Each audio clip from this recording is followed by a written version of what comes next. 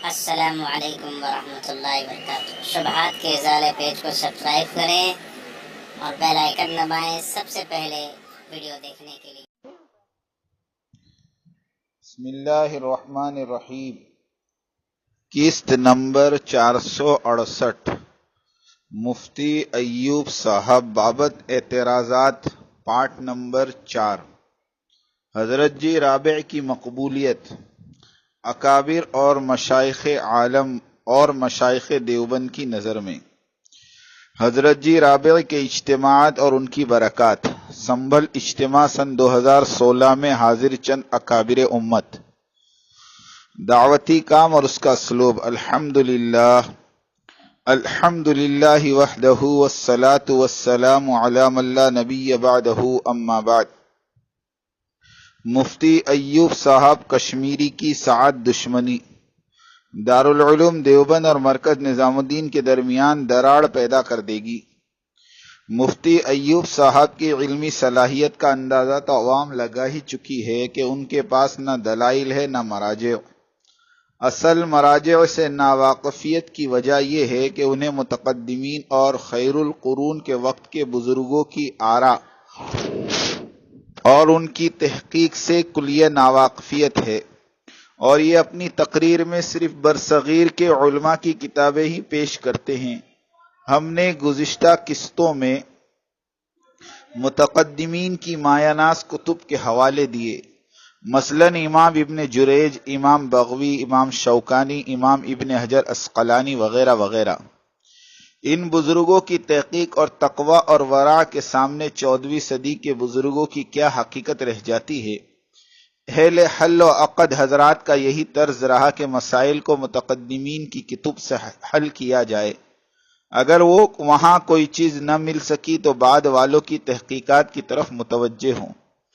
حضور اکرم صلی اللہ علیہ وسلم کے وقت میں آ کر کوئی صدیق اکبر رضی اللہ تعالیٰ عنہ کی بات چلاتا تو لوگ ہنستے تھے کہ یہ شخص نادان ہے، سورج کے سامنے دیے کی بات کرتا ہے۔ اسی طرح علم اور حدیث اور فقہ والوں کے سامنے آ کر کوئی صاحب مشکات سے دلیل لاتا تو بڑے اس بات پر بھی ہنستے تھے کہ امام بخاری اور مسلم کے ہوتے ہوئے یہ بھائی صاحب مشکات کو دلیل کے طور پر پیش کرتے ہیں۔ امام مالک رحمۃ اللہ علیہ نے فتویٰ دے دیا تھا کہ اپنے مسائل کا حل چاہتے ہو تو خیر القرون کے وقت کے لوگوں کو اور ان کی تحقیقی باتوں اور فتووں کو سامنے رکھو، اس لیے کہ اللہ تعالیٰ نے انہیں دین کی حفاظت کے لیے چنا تھا، اور ان سے زیادہ اللہ سے ڈرنے والے، حق بولنے والے، حق کے لیے ڈرنے والے اور دین پہنچانے میں کسی کی ملامت سے نہ ڈرنے والے آسمان نے ان کے بعد ایسے لوگ نہیں دیکھے۔ لیکن مفتی ایوب صاحب کے ہاتھ میں صرف موجودہ دور کی کتابیں ملیں گی، اس لیے کہ موجودہ دور کی کتابیں عین ان کے مقاصد کے لیے مفید ثابت ہوتی ہیں۔ مفتی ایوب صاحب کی بیانوں میں نصیحت کم، فضیحت زیادہ ہوتی ہے، اور یہ اپنی ضد اور ہٹ درمی پر جمے رہنا چاہتے ہیں۔ مفتی ایوب صاحب کشمیری سے ہم صرف 3 سوالات کے جوابات چاہتے ہیں جو علم اور استدلال پر مبنی ہوں۔ نمبر 1، خیر القرون کے وقت میں اہل سنت والجماعت میں کون کون طبقے شامل تھے؟ خیر القرون کے وقت میں علماء جمہور سے کیا مراد تھی اور فقہائے امت نے اس کا دائرہ کیا مقرر فرمایا؟ خیر القرون کے دور میں دعوت، جزیہ اور جہاد کے درمیان کبھی کسی نے تفریق کی، یا ان امور سے متعلق نازل شدہ آیات، قرآن مجید اور احادیث مبارکہ میں کوئی تفریق پائی گئی؟ ہمیں ان 3 سوالات کے مدلل جواب چاہیے۔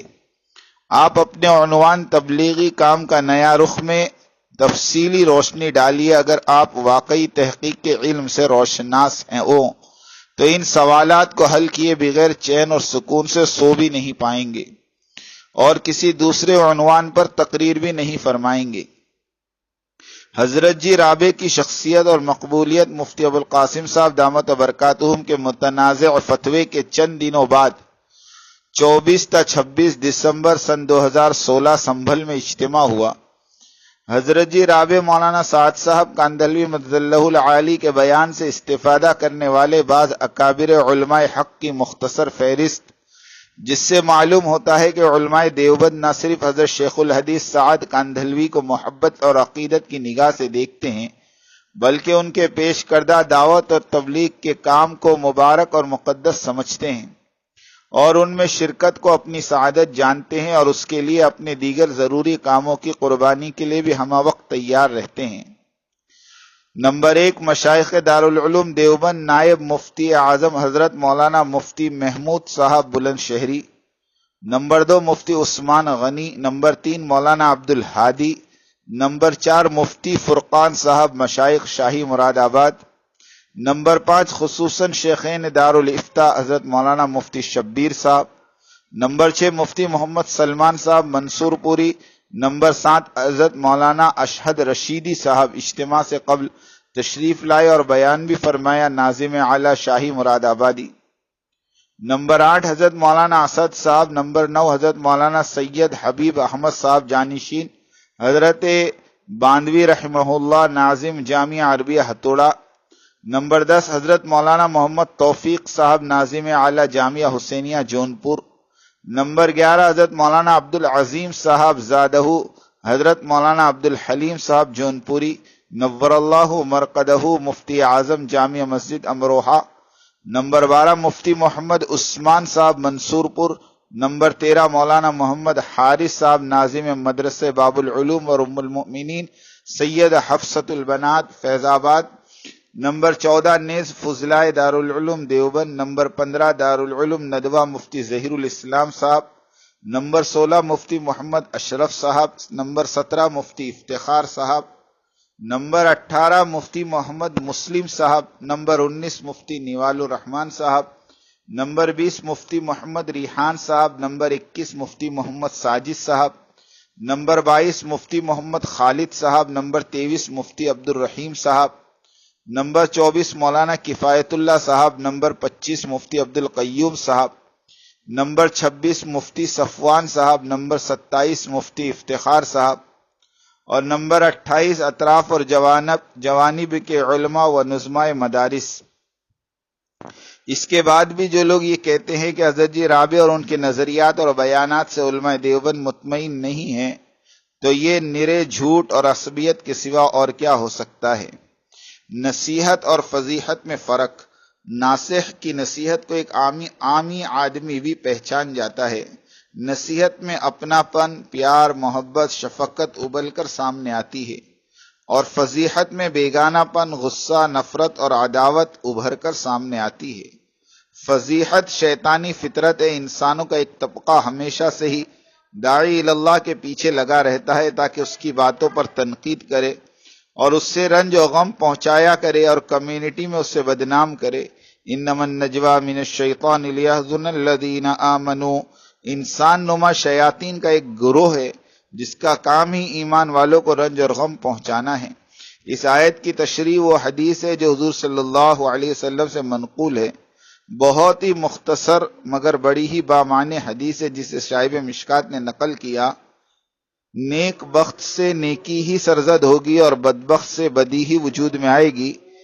فائدہ، اس حدیث کی شارح لکھتے ہیں کہ انسان کے سعید اور شقی ہونے کی ساری کیفیت اس حدیث کے 2 جملوں میں سما گئی ہے۔ نمبر 1، فصیح وہ شخص ہے جو کسی مسلمان میں 99 اچھائیاں دیکھے اور صرف ایک برائی اور اس ایک برائی کو 99 اچھائیوں میں چھپا دے۔ فضی وہ شخص ہے جو ایک برائی کو بہانہ بنا کر اس کے 99 خوبیوں پر پانی پھیر دے۔ علماء اور مشائخ کہتے ہیں کہ یہ بدبخت شخص سور اور خنزیر کے مانند ہے۔ اگر اسے پھولوں کی خوشبو سے بھرے باغ میں بھی چھوڑ دے تو وہاں بھی وہ گندگی یعنی پاخانہ ہی تلاش کرے گا، اس لیے کہ یہ اس کی فطرت ہے، بغیر گندگی کے اسے کسی چیز میں بھی مزہ نہیں آتا۔ اسی طرح بدبخت انسان ہر ایک مسلمان میں خامیاں اور کمزوریاں تلاش کرنے کی جستجو میں رہے گا، جس طرح خنزیر پاخانہ تلاش کرتے پھرتا ہے۔ اسے دوسروں کے جسم کی پھنسیاں تو نظر آئے گی مگر خود کے اندر کے خباثت کے کیڑے نظر نہیں آئیں گے۔ مولانا محمد سعد صاحب کے جس کا گھر بار رہائش سب کچھ بنگلے والی مسجد کی 4 دیواری ہے اور جس کے گھرانے کی خوراک مہمانوں کے دستر سے بچھا ہوا کھانا ہے، جس کے باپ دادا پردادا نے عالم انسانیت پر وہ احسان کیا جس کی مثال نہیں ملتی. ہم تو چلے 4 مہینے کے مجاہدوں کو برداشت نہیں کرتے، گھر بھاگ کر سکون پاتے ہیں.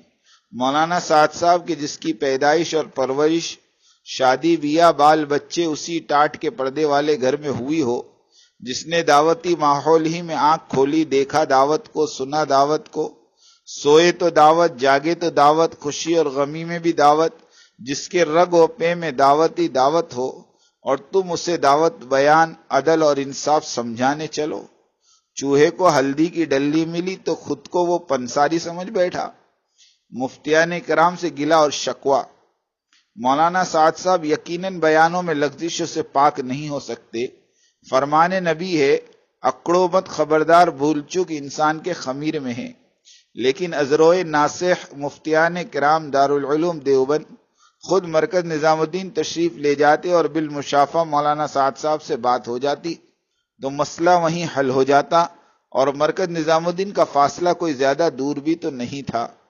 مگر یہ اس وقت ممکن تھا جب دارالعلوم کے مفتیان کرام کو دعوت اور مرکز دعوت سے اپنائیت والا تعلق ہوتا، جبکہ دارالعلوم کے مفتیان کرام خود ہی دعوے دار ہوں اور یہ فرماتے رہتے ہوں کہ تبلیغ اور مرکز تبلیغ اہل دیوبند کی ہی میراث ہے اور انہی کا قائم کردہ ہے، تو اس کی تباہی اور بربادی پر کچھ اپنی طرف سے رکھوالی کر کے بھی دکھلا دیتے.